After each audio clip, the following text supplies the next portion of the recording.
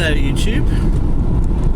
This will be a shortish video for me, and this is a bit unusual for me, and I won't do many of these sort of videos, but it's going to be a video asking you to consider to donate to a GoFundMe page that my daughter has created off her own back.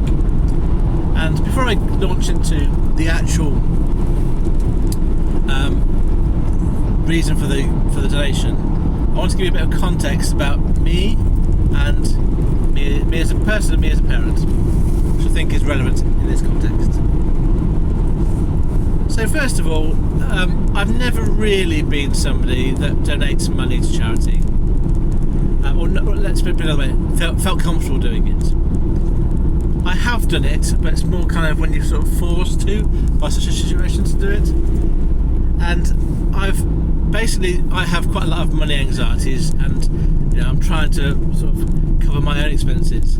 I don't feel I've got extra money to give to other people, but it doesn't quite sit well with me. So over my life, I've found ways around that.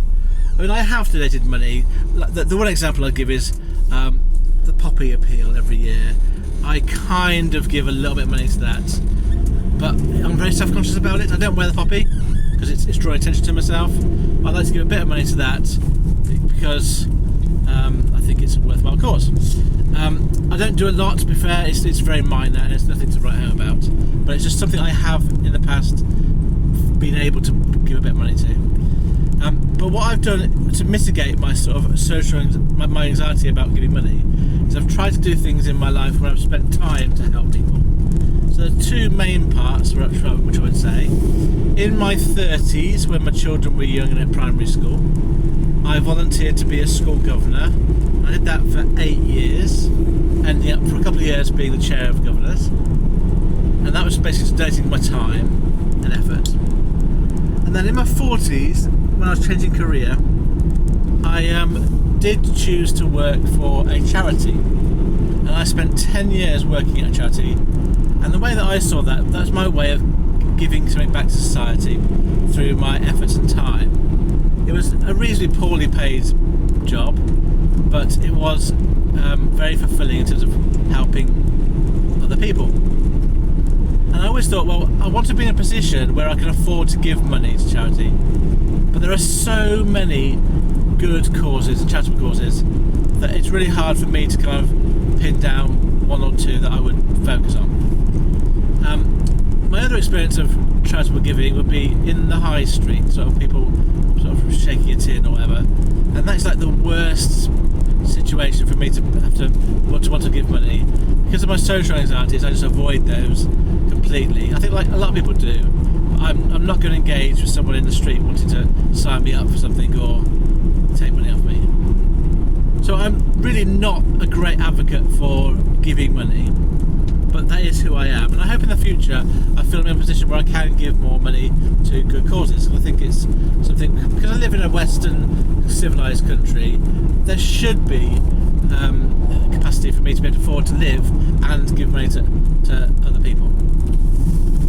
So coming to my role now as a parent. So my eldest daughter is called Jodie, who's at university in Manchester.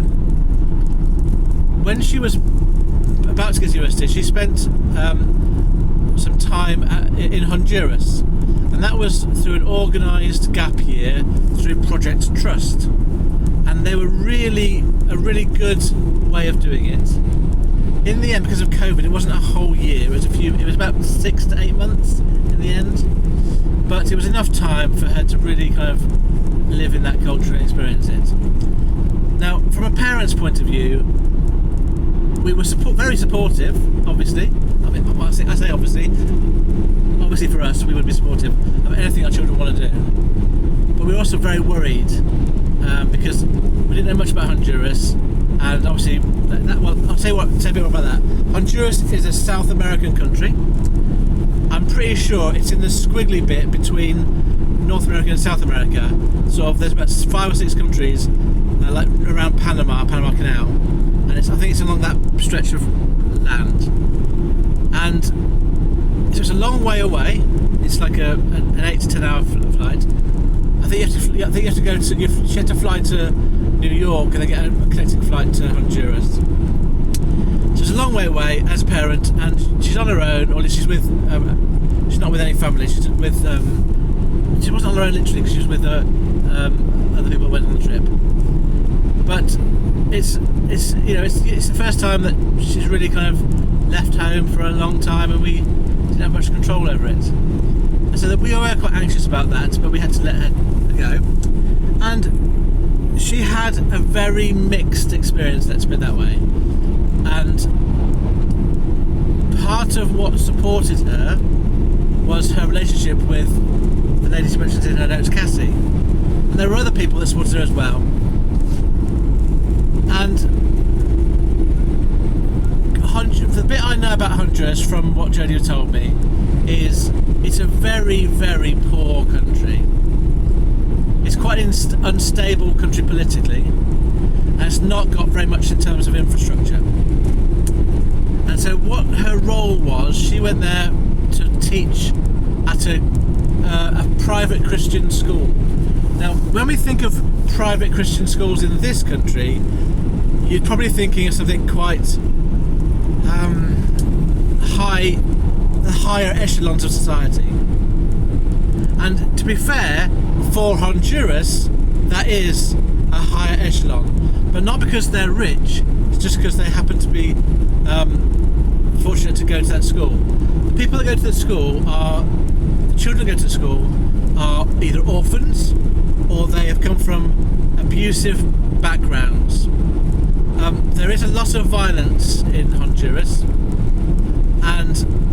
and therefore there's a lot of a lot of issues around that. So the only way that a lot of the children can get a high quality education is by going to these subsidised private schools.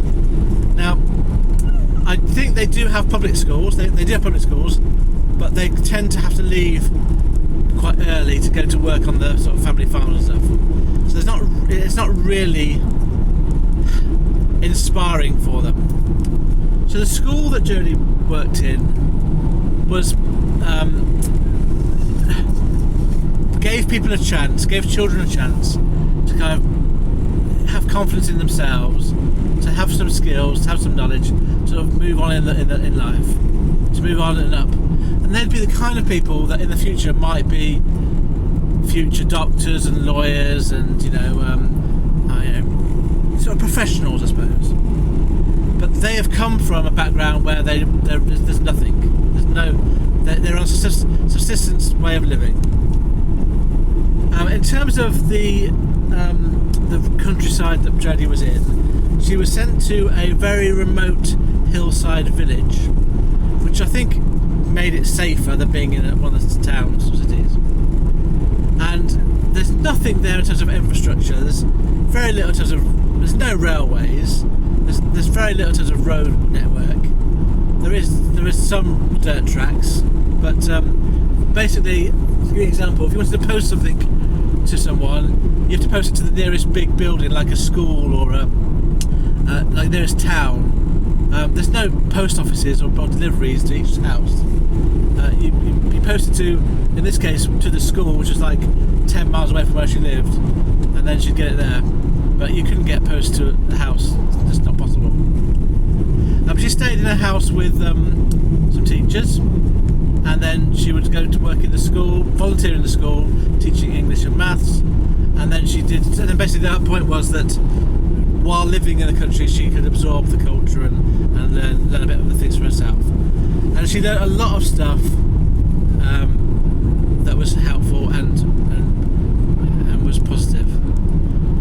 One of the things that she's mentioned in her GoFundMe page is that in Honduras, Christianity is a kind of force for good, to help people, like it's kind of meant to be. And I'm not saying that in favour of any religion, or not any religion. I think that in other countries it could be Hinduism or Muslim faith people that provide the support for the poorest people. It just so happens that in Honduras it has a Christian, what's the word? There's a word for sort of giving help and charity. Can't remember what it is. So I personally am not at all religious. I am an atheist. I don't believe there is a God, but I do believe that people have the right to believe in whatever they want to and live their own lives. And so, although in the GoFundMe page it does mention the Christian side, I wouldn't let that put you off in terms of thinking about what Christianity is like in this country or maybe in America, where it can be a bit more divisive. The people that Jodie worked with were so kind.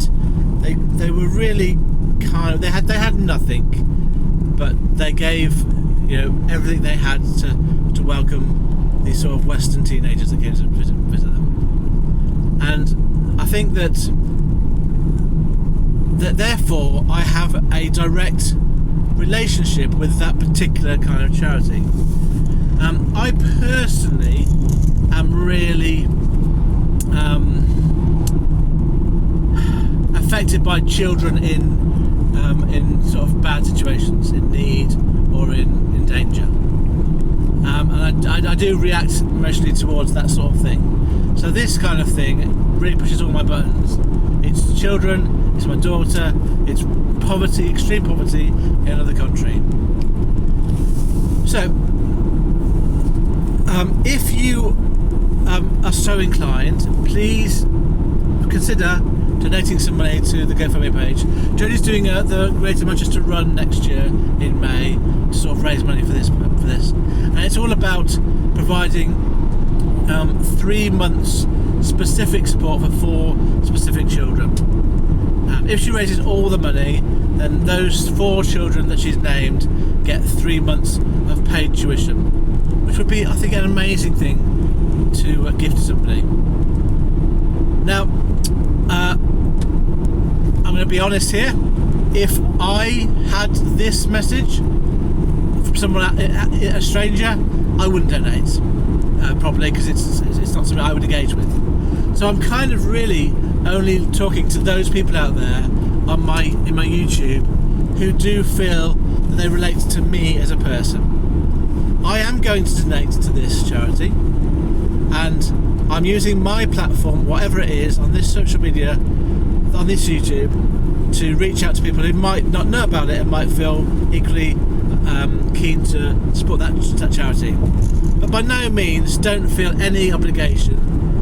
I think only those people that kind of relate closely to me and how I think will be the people I'm talking to. If you're just a casual observer, don't feel that this is something for you at all. I'm not really looking at this as being a numbers game. It's more of a, I'm sharing something about me. If you agree with that, there's an opportunity to donate something that's close to my heart. But I appreciate that probably most of you will have your own equally valid concerns and charities that you already donate to. So that's the kind of context to this. Right, I wanted to make it 10 minutes. It's now 30 and a half minutes, so I've gone over. So I'll leave that video there. I wish you a good day and say farewell.